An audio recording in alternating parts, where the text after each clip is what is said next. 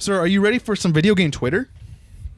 Am I ever ready? Oh, let's get some. All right. So video game Twitter this week. There's not that much. Nothing that I thought was like that important, I guess. Okay. I think I only had one, two. I actually took out one of them. 3, 4, 5. That caught my eye this week. So the first one is the good news. Persona 5R is a real thing, presumably an enhanced version of the popular PS4 game. So I don't know what that means. So I was like, oh my God, I got to read this Kotaku article. And it was literally like that big. Dang. Yeah. So it was like what, 1, 2, 3, 4, They got your click. 5, 6, 7 lines of text. They got your click. But yeah, it's like a I guess an enhanced version. That's all it really like is. So like, not quite a remaster. Kind of, yeah. It's kind of weird because this game came out this time last year. Mm-hmm. So why are we already remastering it? I don't know. Maybe this is the thing what they do because they did it with Persona 4 Golden. So I guess it's like a trend at this. I forgot the game company that makes this. Atlas. Yeah, Atlas. But also another big what people are waiting for is to see if it's going to come out on Switch as well. So that'd be kind of a big thing because it's kind of like a PS4 or a PlayStation exclusive in general. I wouldn't be surprised if it came out on Switch only because the Joker dude is going to be in Smash. Okay, yeah, that's a because they announced that at the Video Game Awards. So like that partnership already exists. So yeah, there's already a bridge across. We'll see. For you Persona and fans. with the art style of that game, it's something that's capable of probably running on the Switch. All right, let's keep moving. Yeah. All right, here we go. One of the best emulator front ends may be becoming to Xbox One with no jailbreak required. Bum, bum, bum, bum. This is a Gizmodo article. It's the first one that we've ever had. RetroArch is the people that develop this emulator. Apparently, there's been several emulators on the Xbox One that's been taken down since I think 2017. They've been like put up and then taken down. I guess they're trying to figure out how to get around this. Apparently, when you do or when this does come out, you're gonna need to get an account, I guess, in a way, because that makes sense because you're gonna be buying a boatload of games or have a boatload of games basically available, and it'll be $19. So it's like buying a game, I guess. So 19 for Well, it depends on how old the game is. Yeah, well no, it's like it's an emulator for like almost everything. Like NES, Super NES, I think there's PlayStation stuff in there somehow. And I think that's why it's been taken down throughout this past year. There's been several different emulators apparently. Sega Genesis, Game Boy, Nintendo emulators, Windows 64, but yeah, it's interesting because I didn't know emulators existed on the consoles at all. And then when I saw this article, I thought it was kind of important. So if you are into like those old emulators, hopefully this comes to like PlayStation 2 as well. But yeah, so it's available for console players eventually. It said it's going to be coming out early 2019. The one thing I liked at the end though, it was RetroArch also reportedly ran original PlayStation games faster than Sony's own official emulator. Which is funny. Yeah, and then they also are like, it's kind of like a thing where they aren't just putting it out and then that's it. They actually like fix things. So they're going to get to like making things like have less lag, I guess, and making it faster. Normally I would feel though that the biggest hurdle is the licensing there. So I wonder what's changed that's like I'm fairly, without knowing too much, if I had to guess, I would say the reason why the other emulators were taken down was licensing. Yeah, that's what I'm saying. So I wonder how they're working around that now. I don't know. They'll figure it out, I guess. Next one is another Kotaku article. It's the best games of 2008. I thought that was interesting. 10 years ago? Yes.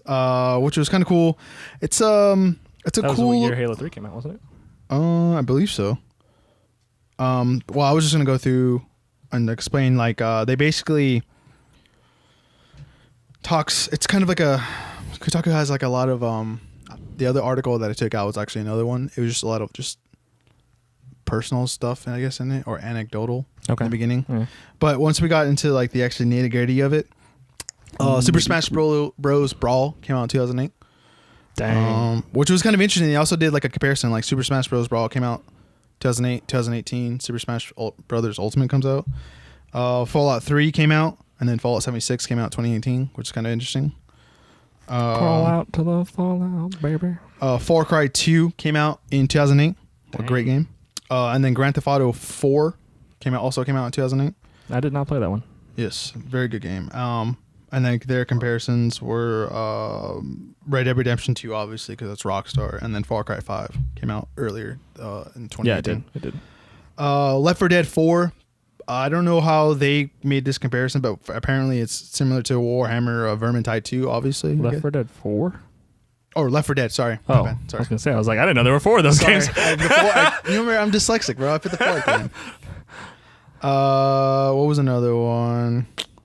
Braid. I've never heard of Braid. Have you heard of Braid? I've heard of it. I couldn't tell you what it is. Made millions of dollars, apparently. Millions.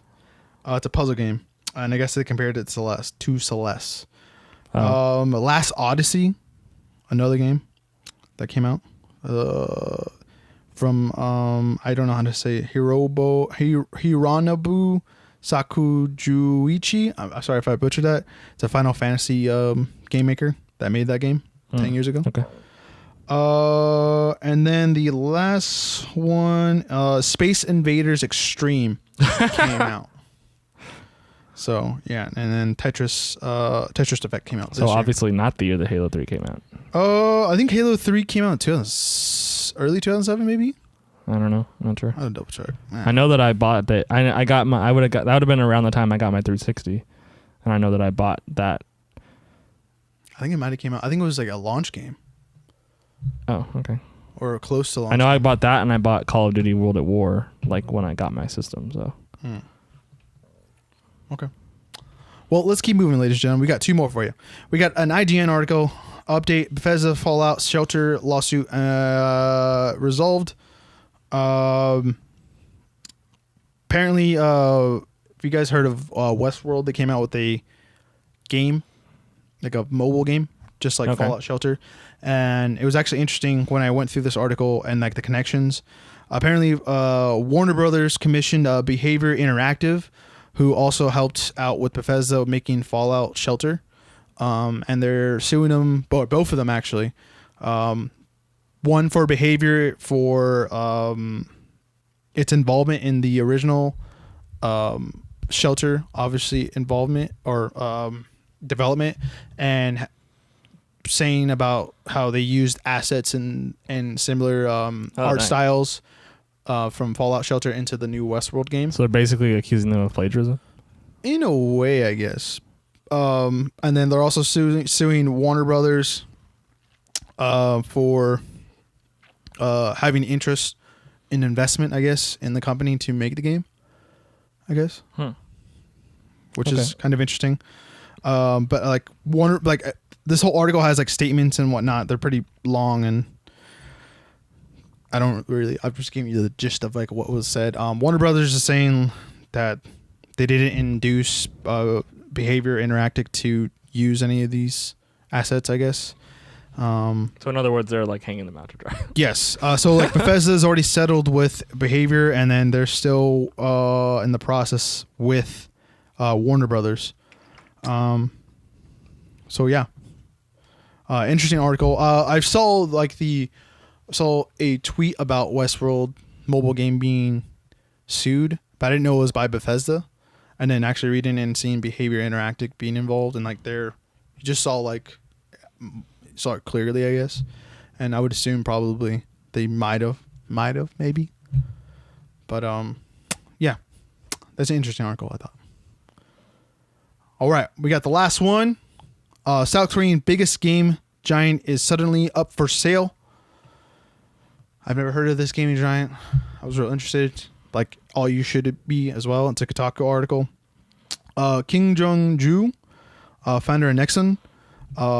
It's apparently a South Korean largest gaming juggernaut. Gaming as in like creation? I think so, yes, because they've created Nexus. They created like online games. I think they're kind of only in South Korea, I believe. Okay. Probably mostly played. Nexus, the Kingdom of Wind, and another game called Kart Rider. Apparently the the estimate company is worth 10 billion. Dang. So it's that's when I saw that I was like, okay, this is a real company. This is a real thing. I just because I've never heard of these games. Call it Microsoft. Yeah. So when they went public in 2011, their stocks went up 1.2 billion. So they were already worth like 8.8. Yeah, 8.8. So yeah, he's putting up 98.64% of the company up, because I guess he doesn't own the rest of it, obviously. So he owns 64.49% of the shares, and his wife actually owns 29.43 of the shares. So they're gonna both put it up for sale. His reasoning for putting it up for sale is because I guess he talks about just being worn down. I guess that's what the article says.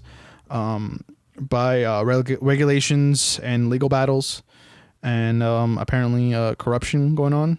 Even though he's been found innocent of all this accusations, I guess he just wants to get out, get his money, I guess, and chill out, retire. Yeah.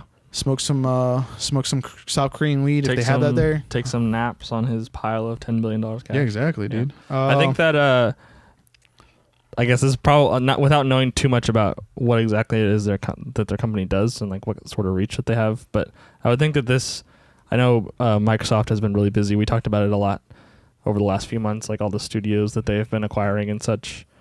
This would probably be a good opportunity for them, only because they need a market in that part of the world to counter Sony's hold on the Japanese market. Like the Xbox brand in general normally performs fairly poorly in Japan. So if they could get... The Korean market isn't as big, I don't think. At least, I mean, population-wise, not as big.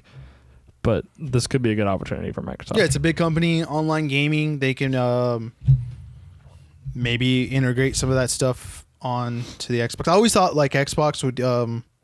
or a good step for Microsoft would be just to throw online exclusives, like games that are only on PC onto the Xbox, because like the new, especially on the new Xbox, they're going to be more than capable to play all those games. You just got to figure out the system, and they've already are working on like the keyboard, like we talked about last week.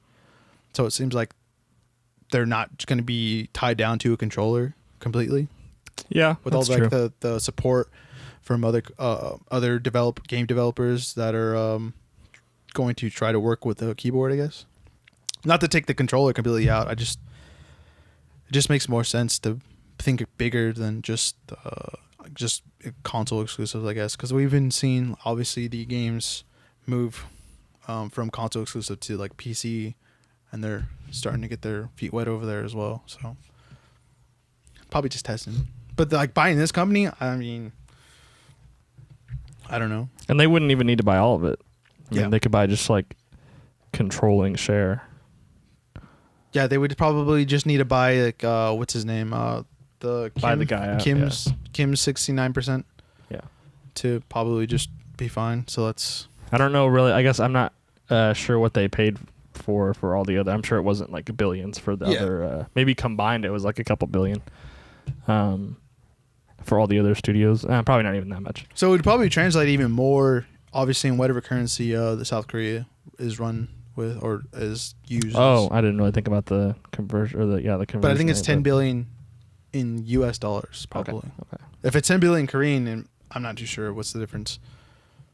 Okay. But yeah. Yeah, it could be a good market for them. I mean, to get if they could turn the Korean market, like the ratio of the Korean market into what the ratio of the Japanese market is, opposite. Yeah. In their favor. Because like no one in Japan plays Xbox, right? But you can get a bunch of people in South Korea. And then in theory, that's like the number 2 market right there in Asia, regardless. Oh, I mean China. My bad. Sorry, but you know what I mean. Third. Yep. But yep. That has been it for Video Game Twitter, ladies and gentlemen. If I missed anything, let us know in the comments down below, and let us know what your favorite game from 2008 was. What was your favorite game from 2008, Jacob? 2008? Yeah. Hello Kitty item.